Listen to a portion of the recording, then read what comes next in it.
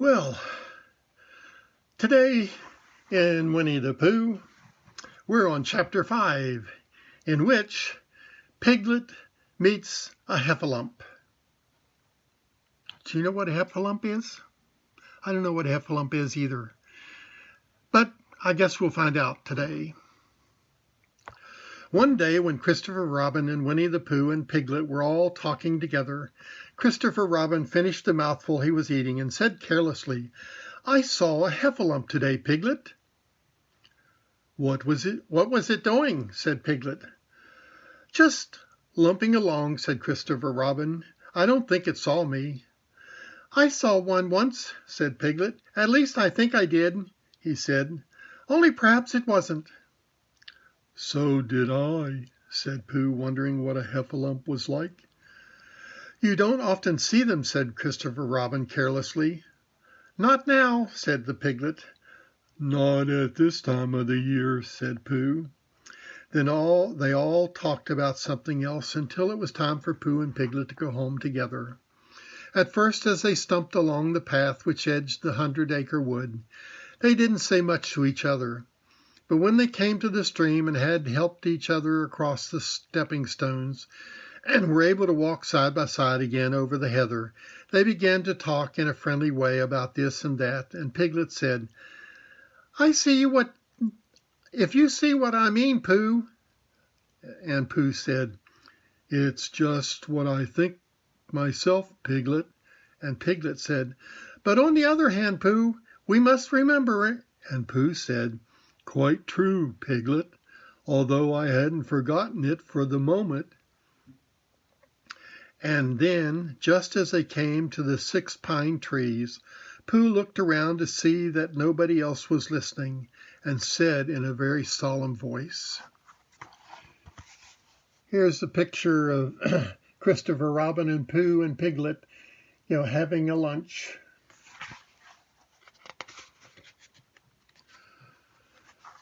"Piglet, I have decided something."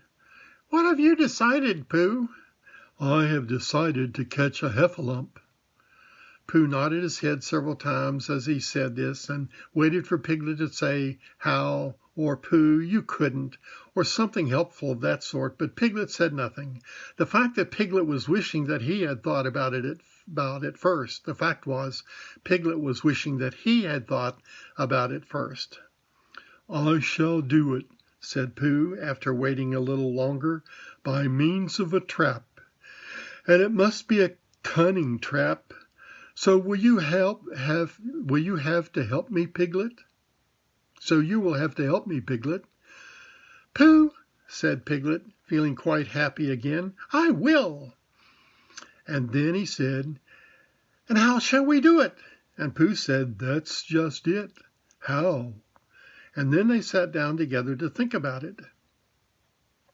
Pooh's first idea was that they should dig a very deep pit, and then the Heffalump would come along and fall into the pit, and "Why?"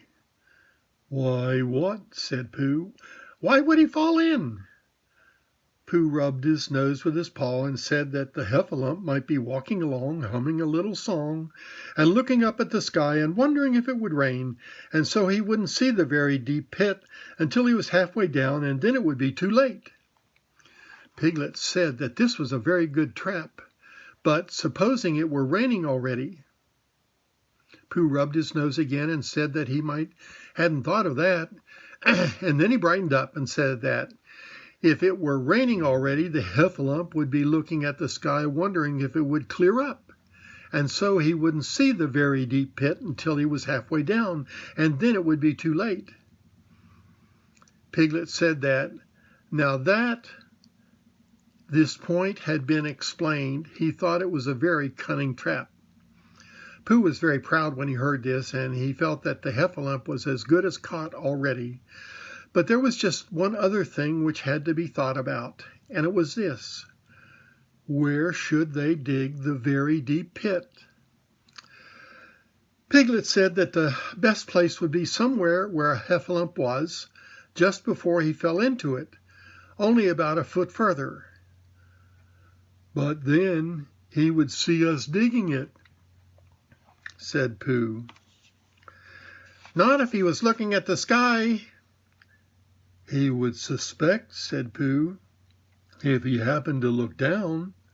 He thought for a long time and then added sadly, "It isn't as easy as I thought. I suppose that's why heffalumps hardly ever get caught." "That must be it," said Piglet. They sighed and got up, and when they had taken a few gorse prickles out of themselves, they sat down again, and all the time Pooh was saying to himself, "If only I could think of something." For he felt sure that the very clever brain could catch a heffalump, if only he knew the right way to go about it. "I suppose," he said to Piglet, "you wanted to catch me. How would you do it?" "Well," Piglet said, "I should do this. I should make a trap, and I should put a jar of honey in the trap, and you would smell it, and you would go in after it, and—" "And I would go in after it," said Pooh excitedly, "only very carefully so as not to hurt myself, and I would get to the jar of honey, and I would lick around the edges first of all, pretending that there wasn't any more, you know, and then I would walk away and think about it a little, and then I would come back and start licking in the middle of the jar, and then—" "Well, yes, never mind about that. There you would be, and there I would catch you. Now, the first thing to think of is, what do heffalumps like? I should think acorns, shouldn't you? We'll get a lot of— I say, wake up, Pooh!" Pooh had gone into a happy dream, woke up with a start, and said that honey was a much more trappy thing than acorns. Piglet didn't think so, and they were just going to argue about it when Piglet remembered that if they put acorns in the trap, he would have to find acorns, but if they put honey, then Pooh would have to give up some of his own honey. So he said, all right, honey, then," just as Pooh remembered it too, and was going to say, "All right, acorns." "Honey," said Piglet to himself in a thoughtful way, as if it were now settled. "I'll dig the pit while you go and get the honey." "Very well," said Pooh, and off he stumped. As soon as he got home, he went to the larder, and he stood on a chair and took down a very large jar of honey from the top shelf. It had honey written on it. There's Pooh going to the larder to get a jar of honey.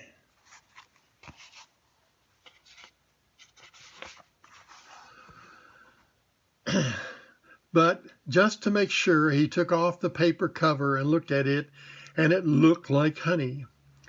"But you never can tell," said Pooh.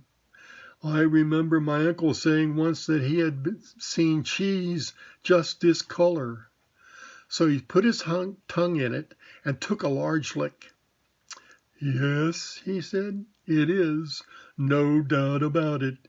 And honey, I should say, right down to the bottom of the jar. Unless, of course," he said, "somebody put cheese in at the bottom just for a joke. Perhaps I had better go a little further, just in case a heffalump doesn't like cheese, same as me. Ah." And he gave a deep sigh. "I was right. It is honey, right down, way down." Having made certain of this, he took the jar back to Piglet, and Piglet looked up from the bottom of his very deep pit, and he said, "Got it?" And Pooh said, "Yes, but it isn't quite a full jar." And he threw it down to Piglet, and Piglet said, "No, it isn't. Is that all you've got left?" And Pooh said, "Yes," because it was. So Piglet put the jar at the bottom of the pit and climbed out, and they went off home together.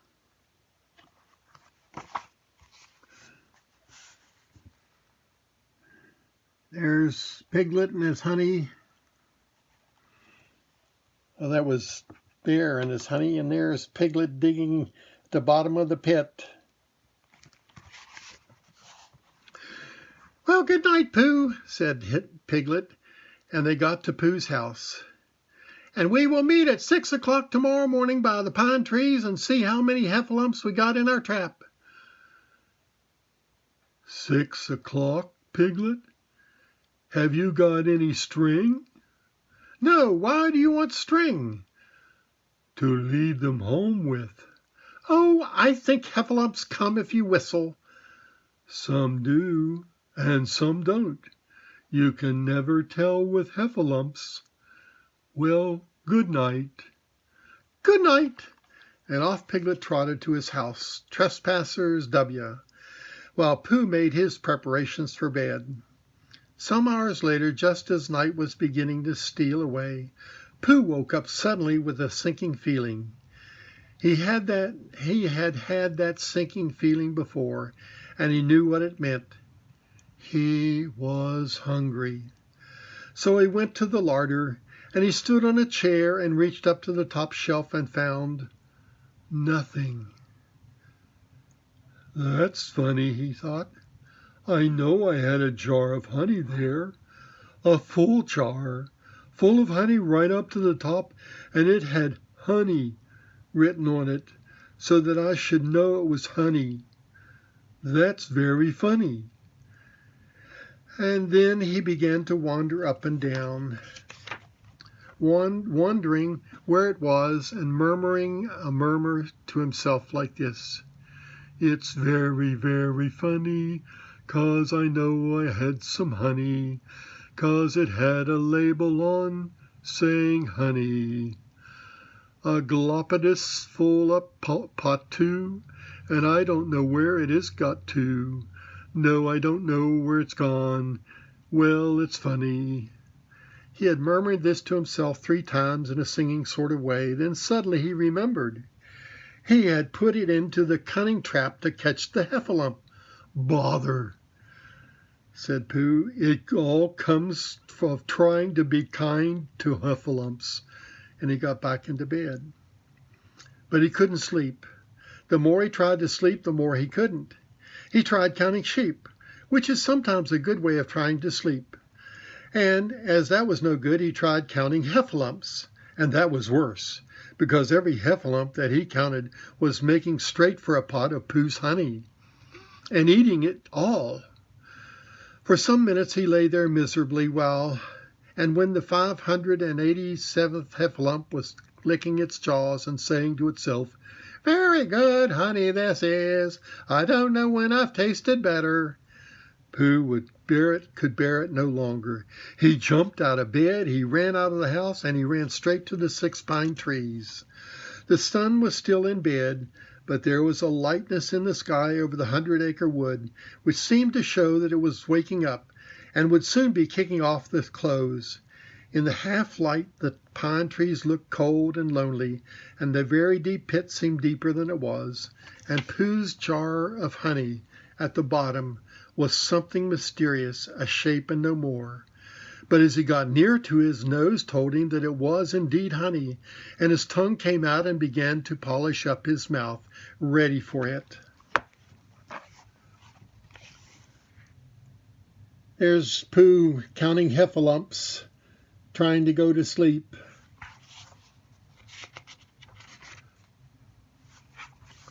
And there he is,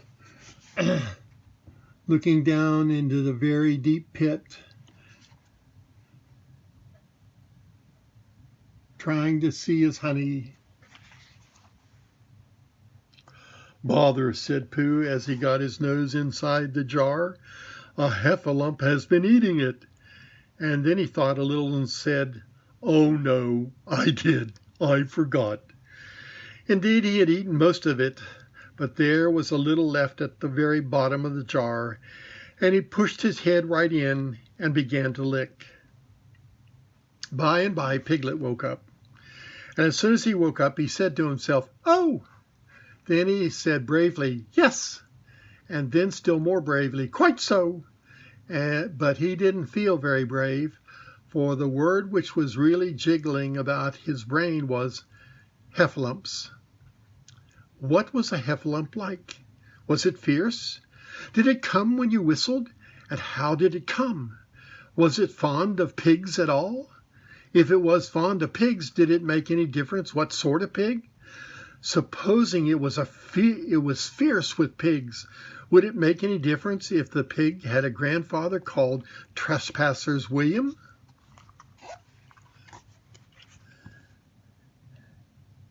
And there's Piglet trying to figure out about heffalumps.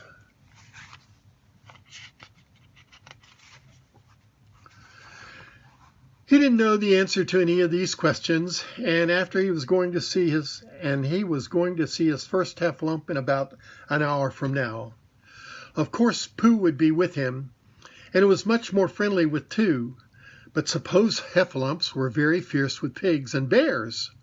Wouldn't it be better to be prepared that he had a headache and couldn't go to the 6 pine trees this morning? But then suppose that it was a very fine day and there was no heffalump in the trap. Here he would be in bed all morning, simply wasting his time for nothing. What should he do? And then he had a clever idea. He would go up very quietly to the 6 pine trees now, peep very cautiously into the trap, and see if there was a heffalump there. And if it was there, he would go back to bed, and if it wasn't there, he wouldn't. So off he went. At first he thought that there wouldn't be a heffalump in the trap, and then he thought that there would. And as he got nearer, he was sure that there would, because he couldn't hear it heffalumping about it like anything. "Oh dear, oh dear, oh dear, oh dear," said Piglet to himself, and he wanted to run away, but somehow, having got so near, he felt that he must just see what a heffalump was like. So he crept to the side of the trap and looked in.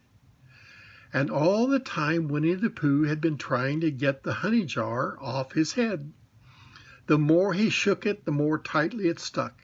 "Bother," he said inside the jar, and "oh, help," and mostly "ow." And he tried bumping it against things, but as he couldn't see what he was bumping into and against, it didn't help him. And he tried to climb out of the trap, but as he could see nothing but a jar and not much of that, he couldn't find his way.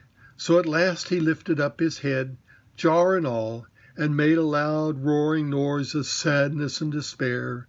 And it was at that moment that Piglet looked down. "Help, help!" cried Piglet. "A heffalump! A horrible heffalump!"